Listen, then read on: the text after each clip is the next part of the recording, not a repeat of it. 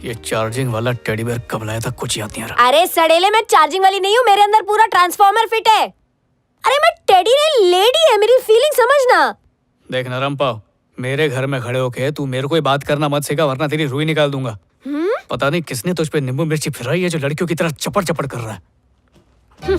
इसको जिंदा लाश का प्रूफ देना ही पड़ेगा। थकेले। इस पे हाथ कैसे उठाऊं? एक तो लड़की, ऊपर से प्यारा सा टेडी बेयर। अच्छा। सड़ेले, भेजे का तंदूरी बना दिया। अपनी हद में रह। तेरे को लगा या बबूल का कांटा लेके आऊं? ऐसे नहीं मानेगा। टपली बजाती हूँ। ये ले, तूने साबित कर दिया कि तू एक नंबर का पावली कम है। मैं 5वीं में 10वीं की किताबें पढ़ता था और तू मेरे को पावली कम बोल रही है। चलो। उनका धक्का, मैं सिर्फ बाहर से नरम दिखती है, अंदर से मैं अखरोट की तरह कड़क है। अरे ये तो क्या कर रहा है? अरे माँ कसम, तेरे नाक पे दूंगी ना तो तेरा नाक पर ये गोलू मोलू टेडी बोलता भी है क्या? तुझे भी इसकी बातें सुनाई दी क्या? हाँ, डॉल्बी में। यही तो मैं इसको कब से समझा रही, लेकिन ये कबूतर समझ ही नहीं रहा है। तेरा कोई नाम भी है क्या? अब उनका नाम श्री है। ओह, ये लड़की है।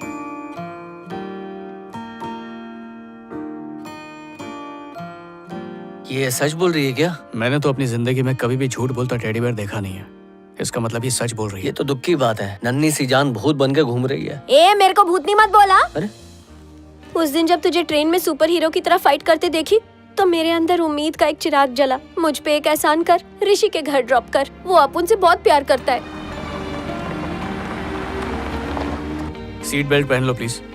ऋषि मुझे ऐसे देख के कहीं कोमा में ना चला जाए। ऋषि तेरा सेटिंग है क्या? हाँ है, और उसकी निशानी मेरे पेट में भी है। तुमने सुना नहीं? सीट बेल्ट पहनो। ऋषि अपुन का इतना क्लोज फ्रेंड है जितना मुंह से नाक क्लोज होती मतलब सेटिंग हुई ना तेरी? लगी लगी। इसीलिए कह रहा था सीट बेल्ट पहन लो। नरम नरम लोगों को बहुत जोर से लगता है। ए श्री, हम लोग चोरों की तरह क्यों घुस रहे हैं? क्या है ना, ऋषि अपुन को हमेशा सरप्राइज करता था, आज मैं उसको सरप्राइज करेगी। वो रहा उसका कमरा।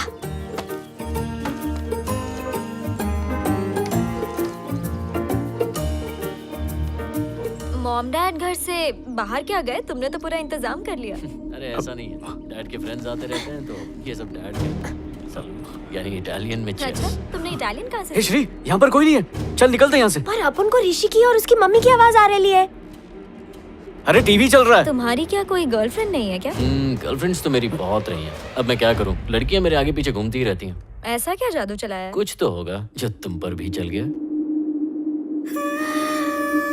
ये देखने से पहले मैं टपक क्यों नहीं गई? श्री,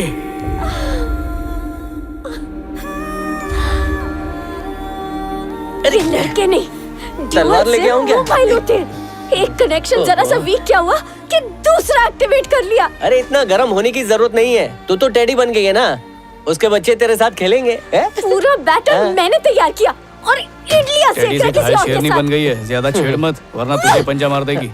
उसके लिए डाइटिंग की, नॉन वेजिटेरियन से वेजिटेरियन बनी, चिकन लॉलीपॉप भी छोड़ दिया और उस उल्लू के पट्टे ने अपुन को ही छोड़ दिया। अरे भूल जा उसको, अपनी जान मत जला। इससे अच्छा तो उस इंसान के बारे में सोच जो तुझ पे अपनी जान छिड़कता है।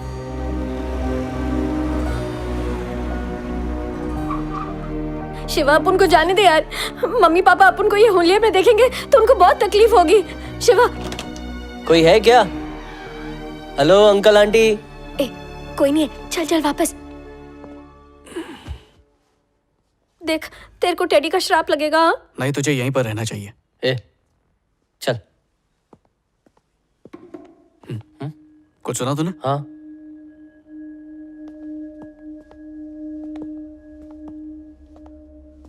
अंदर कोई कबड्डी खेल रहा है क्या?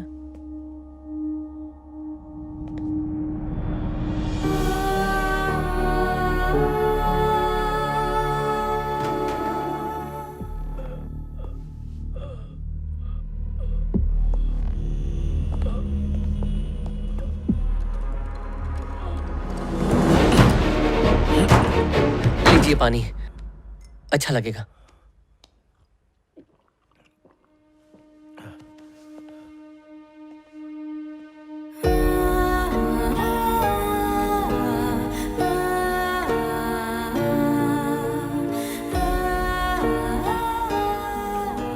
श्री की प्रिंसिपल मुझे बताने वाली थी उसे कौन से हॉस्पिटल में लेकर गए हैं, लेकिन मुझे उनका फोन नहीं आया। मैंने सारे हॉस्पिटल्स में जाकर देख लिया, लेकिन वो किसी भी हॉस्पिटल में नहीं थी। उस दिन उसे एक लड़का देखने आने वाला था। मैंने ही जबरदस्ती की थी, चाहता था उसकी शादी जल्दी हो जाए। तो आपने पुलिस स्टेशन में कंप्लेन की? हाँ की ना बेटा।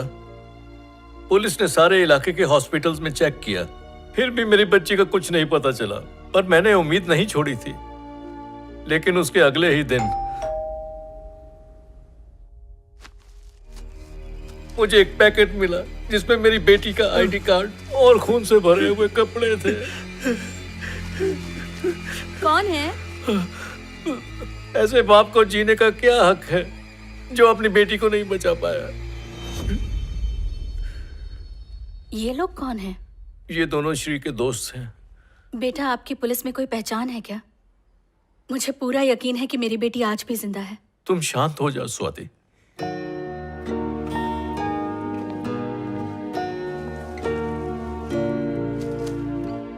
बेटा, ये क्या कर रहे हो?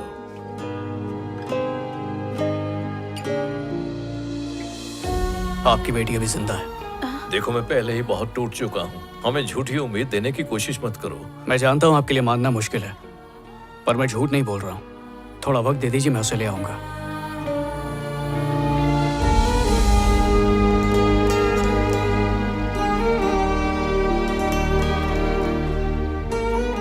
अगर आज तू अपुन को यहाँ नहीं लाता ना, तो अपुन अपने पापा को खो देती। ये एहसान करके तूने अपुन का दिल जीत लिया रे। यार उस दिन मौका कितना सही था, पर तुम्हारे मम्मी पापा की टाइमिंग उस दिन मिस कर दिया। सेक्शन। किस करूं क्या? गली गली में खली बली। ए भाई, लगता है इस रायबरेली में पढ़ने के लिए सिर्फ तू ही आता है। इन बच्चे लोगों से कुछ सीख तू। इस किताब में लिखा है कि शरीर जब अधमरा हो जाता है तो उसकी आत्मा निकल के अपनी एक अलग जिंदगी जीना शुरू कर देती है। ये शक्ति सभी आत्माओं को नहीं मिलती, सिर्फ उन्हीं को मिलती है जिनकी इच्छाएं अधूरी रह जाएं। शरीर भले ही अधूरी इच्छाओं को भूल जाए, पर आत्मा कभी नहीं भूलती, जन्मों तक उसके लिए तड़पती रहती है। इसी बौखलाहट में जब तुम्हारी आत्मा निकली तो सामने जो बेजान चीज मिली उसमें वो प्रवेश कर गई। खोपड़ी के ऊपर से गया। नहीं समझी ना? वही तो, इसकी आधी भाषा मैं भी नहीं समझता। बाकी आधी समझने की जरूरत ही नहीं है। इस किताब में लिखा है कि ऐसी आत्माएं इसलिए आजाद घूमती हैं क्योंकि उनका शरीर कहीं जिंदा होता है। उनकी दिल की धड़कनें, सांसें, सब कुछ नॉर्मल चल रहा होता है। साइंस में इसे OBE कहते हैं, यानी आउट ऑफ बॉडी एक्सपीरियंस। आसान शब्दों में समझाऊं तो हम बिना शरीर के सब कुछ महसूस कर सकते हैं और देख भी सकते हैं। पर ऐसा सब होता क्यों है? इसका जवाब तो सिर्फ कुदरत के पास ही होगा, लेकिन ये मुमकिन है, ऐसा इस किताब में लिखा हुआ है। कुछ भेजे में नहीं घुसा, सीधा बोलना। श्री मर चुकी है और उसकी आत्मा टेडी में बंद है। ये भूत। शिवा, जब अपुन ने अपुन की बॉडी को स्ट्रेचर पे देखा था तो अपुन की सांसें चल रही थी। जो अब भी चल रही है। श्री, शुरू से शुरू करते हैं। जिसमें तुम्हें ले गए थे उस एम्बुलेंस का नंबर याद है? हाँ, व्हाइट प्लेट पे ब्लैक से लिखा हुआ था। हॉस्पिटल का नाम तो याद होगा? हाँ, कुछ तो बहुत अच्छा सा नाम था। अरे हॉस्पिटल की कोई चीज, कोई इंसान, कुछ तो याद होगा। हाँ, याद आया। वो व्हाइट कपड़े में थी और सब उसे सिस्टर सिस्टर कह के बुला रहे थे, और देखने में बिल्कुल एनाकोंडा। उसका कुछ नाम तो होगा। अभी तो अपुन ने बोला सिस्टर। गेल सप्पा हो गया क्या? चल, 100 रुपए की लग गई, तेरी एक भी गर्लफ्रेंड नहीं है। ये तुम्हें कैसे मालूम? जिनकी गर्लफ्रेंड होती ना, उनकी शक्ल बिल्कुल चूसे हुए आम की तरह दिखती है। तेरी तो गर्लफ्रेंड छोड़, एक फ्रेंड भी नहीं होगी। दिखाओ मेरी फ्रेंड लिस्ट। राशन की लिस्ट की तरह लंबी है। अरे पूरे 12। और इसमें 3 भाभियां भी हैं। ये लो, एक और लड़की की फ्रेंड रिक्वेस्ट आ गई। और वो लड़की, अरे ये तो मम्मी है। चलो कंफर्म, आप 13 दोस्त हैं, वो भी 4 साल में। फूट गई किस्मत उनकी। अब जरा श्री के नाम के प्रोफाइल पर सर्च मार। श्री, हाँ? 12 लाख फ्रेंड्स, ये तो बोरीवली के पॉपुलेशन से भी ज्यादा है। 1 लाख फ्रेंड रिक्वेस्ट अपुन ने अभी तक पेंडिंग रखी है। ये सोशल मीडिया वाले सोशल डिस्टेंस के दोस्त होते हैं। चलो 12 लाख में से 50 के नाम बताओ। हाँ, जली ना, मेरे 12 लाख तेरे 12। जली तो किसी और की थी जब सीढ़ी पर चढ़ के ऋषि की रंगरलियां देखी जा रही थी। वापस जली क्या? टेंशन मत ले शिवा, अपुन उसकी याद में बेवड़ी नहीं बनेगी। दिल टूटने के बाद हर कोई बेवड़ा या चरसी बने ये जरूरी नहीं है श्री। कुछ मुझ जैसे आंसू का घूंट पी के भी चुप रह जाते हैं, घुटते रहते हैं, तड़पते रहते हैं।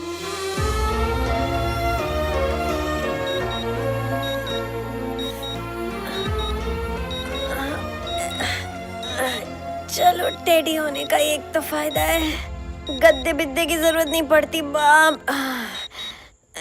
लेकिन ये अलार्म अल्ताफ राजा के गानों की तरह अपन के कानों में क्यों बज रहा है?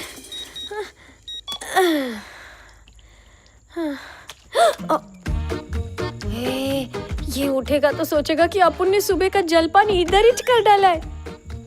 अभी साफ करती है।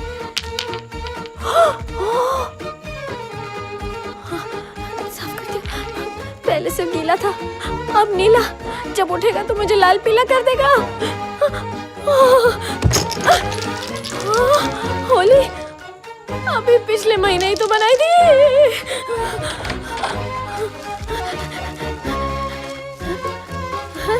अबे ये टिश्यू पेपर है या द्रौपदी की साड़ी? ये क्या हो रहा है?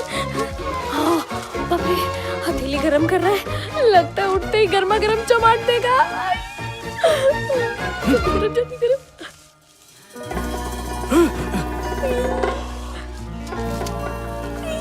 छुपा देती हूँ जल्दी से नीचे। सॉरी शिवा, गलती से ये छोटी सी मिस्टेक हो गई। ये छोटी मिस्टेक है। ये छोटी है तो फिर बड़ी क्या होगी? बोलती क्यों नहीं? शिवा, अरे मत खोलो, मत सिर्फ लॉक करो। शिवा, वो साइकेट्रिस्ट डॉक्टर जिससे तू मिलने गया था, जिसने अपनी शादी तोड़ दी थी, वो आई है। आप शरबत में शक्कर घोलो, मैं बस अभी आया। जल्दी आ। अरे जाओ ना बेटा, तुम अंदर जाओ, अंदर ही जाके मिल लो उससे। जल्दी जल्दी जल्दी। शिवा क्या कर रही हो?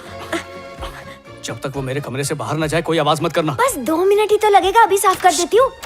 ये क्या शिवा, खुद से बातें कर रहे थे क्या? नहीं, फोन पे था। और ये सब क्या है?